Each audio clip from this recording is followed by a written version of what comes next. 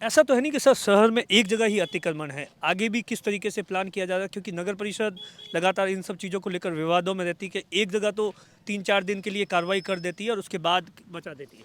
तो ऐसा कैसे हो गया कि इतना बड़ा अतिक्रमण 80 लोगों ने अतिक्रमण कर दिया, नगर परिषद सो रही थी?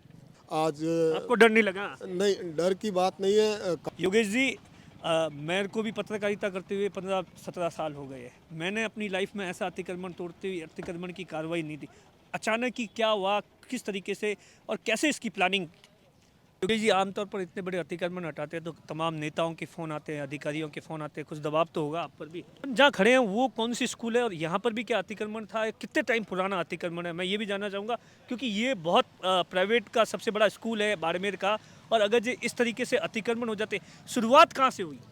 ये जानना चाहता हूँ कि जो ये सेंट पॉल स्कूल है, ये किस तरीके से इतने कितनी लंबी थी और यहाँ पर कितना अतिक्रमण था और काफ़ी हद तक तोड़ दिया गया है। बाकी पूरी बिल्डिंग भी, आगे वाला हिस्सा इनका जाने वाला है। लोगों से किस तरीके से समझाइश कर रहे हैं, लोगों का गुस्सा भी होगा। बाड़मेर के इतिहास में पहली बार अतिक्रमण की ऐसी ताबड़तोड़ कार्रवाई हुई है कि हर कोई देख रहा है कि ये क्या कुछ हो रहा है। आप देखिए किस तरीके से स्क्रीन के ऊपर ताबड़तोड़ तरीके से जो पक्के मकान थे, दुकानें थी, बंगलो थे, स्कूल थे, जो भी अतिक्रमण में आया उसे सबको एक नहीं, ऐसा बताया जाता है कि आधा दर्जन से ज़्यादा जेसीबी लगाकर। योगेश जी, मेरे को भी पत्रकारिता करते हुए 15-17 साल हो गए हैं। मैंने अपनी लाइफ में ऐसा अतिक्रमण तोड़ते हुए अतिक्रमण की कार्रवाई नहीं दी। अचानक ही क्या हुआ, किस तरीके से और कैसे इसकी प्लानिंग? तो बाड़मेर नगर परिषद का मास्टर प्लान 2012 है। उसमें ये जो रास्ता है स्वीकर रोड, ये 80 फुट स्वीकृत है। तो इसमें काफ़ी वर्षों से यहाँ अतिक्रमण थे और अब शहर का जो बाईपास बन रहा है वो स्वीकर रोड की तरफ से बन रहा है। तो यातायात का दबाव जो शहर के अंदर और मुख्य जो एनएच पर था उसको डाइवर्ट करने के लिए काफ़ी समय से आम जनता की भी डिमांड थी और जनप्रतिनिधिगण भी बार बार इसको मुखर आवाज़ देकर कह रहे थे। जिला प्रशासन द्वारा भी हर जन सुनवाई में हमें निर्देश दिए जाते थे। और विगत जो मानसून सत्र में अतिवृष्टि हुई उस वजह से यहाँ भी पानी का जल भराव ज़्यादा हुआ, क्योंकि आगे नाले वगैरह सब बंद हो गए थे और नाले अतिक्रमण की जद में आ गए थे। तो इसको देखते हुए नगर परिषद ने यहाँ अभी रोड बनाने के टेंडर किए थे। तकरीबन 1.25 किलोमीटर की रोड थी, 95 लाख रुपए की। तो जब रोड का काम शुरू हुआ तो कुछ जो जागरूक नागरिक थे उन्होंने कहा कि साहब अगर रोड बन रही है तो रोड को चौड़ा कर लो और ड्रेनेज भी साथ में करो, ताकि भविष्य में आगे ये नाले की समस्या नहीं आए। तो उसको देखते हुए नगर परिषद ने नोटिस जारी किया था, 3 दिन का आम सूचना की थी और उस नोटिस का 3 दिन का टाइम कल पूरा हो गया। तो नोटिस का असर ये रहा कि कुछ लोगों द्वारा स्वयं हटा दिया गया और स्वयं के हटाने से लोगों में इतना विरोध नहीं था। सुबह लंच तक विरोध नहीं था, अभी थोड़ा विरोध का सामना करना पड़ा, लेकिन अभी भी शांतिपूर्वक चल रहा है। पुलिस प्रशासन द्वारा हमें पर्याप्त मात्रा में जाब्ता दिया गया। लगभग 120 जवान थे, 2 थानों के, सदर थाना और रिको का, और जिला कलेक्टर महोदय द्वारा शांति व्यवस्था कायम करने के लिए मौका मजिस्ट्रेट एसडीएम साहब को नियुक्त किया गया है। 6 जेसीबी लगी हुई है। अभी भी अतिक्रमण हटाने का काम जारी है। कल और परसों जो आज अतिक्रमण हटाए उसका मलबा भरा जाएगा और सोमवार को जो शेष रहे अतिक्रमण वो हटाए जाएंगे। जो कुछ लिटिगेशन में पड़े हुए उन प्रकरणों में हम 2 तारीख को न्यायालय में, सक्षम न्यायालय में जवाब प्रस्तुत कर लेंगे और न्यायालय की आज्ञा से अग्रिम कार्रवाई की जाएगी। योगेश जी, आमतौर पर इतने बड़े अतिक्रमण हटाते हैं तो तमाम नेताओं के फ़ोन आते हैं, अधिकारियों के फ़ोन आते हैं, कुछ दबाव तो होगा आप पर भी? लगातार फ़ोन आ रहे होंगे सुबह से। ये तो नेचुरल है, लेकिन दबाव झेलना भी हमारी सेवा का एक हिस्सा है और उस दबाव को झेल कर काम कर रहे हैं। अपन जहाँ खड़े हैं वो कौन सी स्कूल है और यहाँ पर भी क्या अतिक्रमण था? कितने टाइम पुराना अतिक्रमण है? मैं ये भी जानना चाहूँगा क्योंकि ये बहुत प्राइवेट का सबसे बड़ा स्कूल है बाड़मेर का, और अगर ये इस तरीके से अतिक्रमण हो जाते, शुरुआत कहाँ से हुई?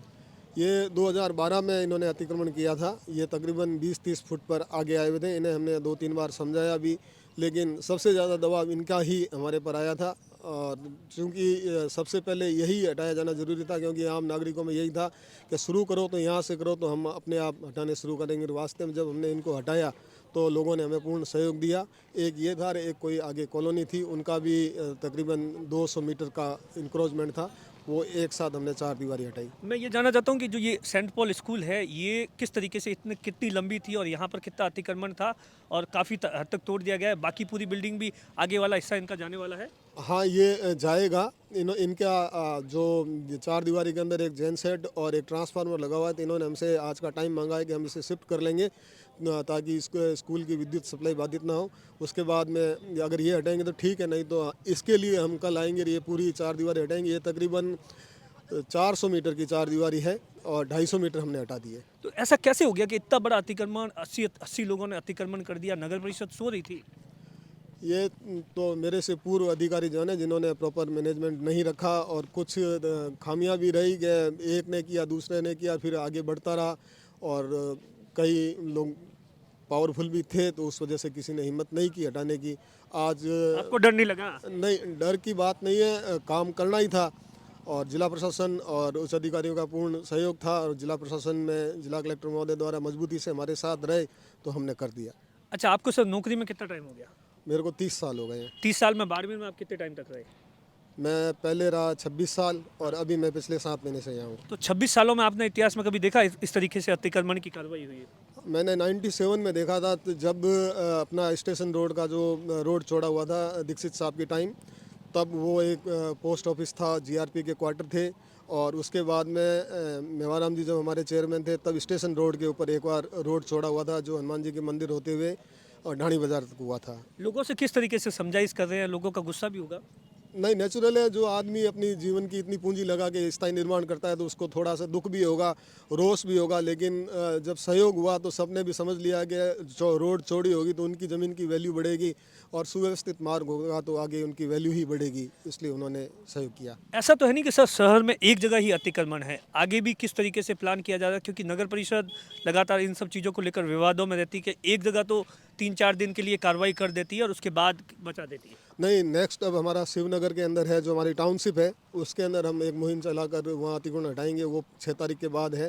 तो ये एक बार सारा एपिसोड ख़त्म हो जाए, 6 तारीख के बाद वो है। फिर कुछ और डिमांड आई है जनता की, जो चामुंडा चौराहे के आसपास और ये हाईवे पर जो अतिक्रमण है, इन्हें हटाया जाएगा। इस 80 जो अतिक्रमण थे ये कैसे थे? क्या बंगलो बने हुए थे, दुकानें थी या क्या क्या कुछ थे?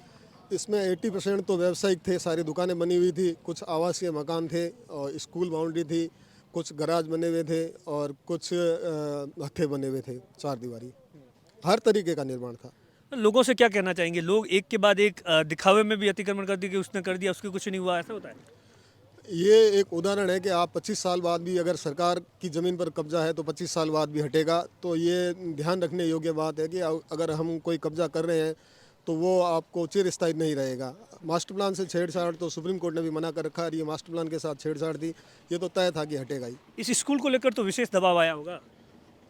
था, लेकिन इनका भी एक कोई न्यायालय के अंदर था, उसमें स्पष्ट लिखा हुआ था कि भवन के साथ छेड़छाड़ नहीं का है। अब इन्होंने जो न्यायालय का आदेश था उसका इंटरप्रिटेशन गलत बताने की कोशिश की थी। हमने भवन के साथ कोई छेड़छाड़ नहीं की है। जो नगर परिषद की ज़मीन पर चार दीवारी थी हमने उसे हटाया है। ठीक, थैंक यू सर।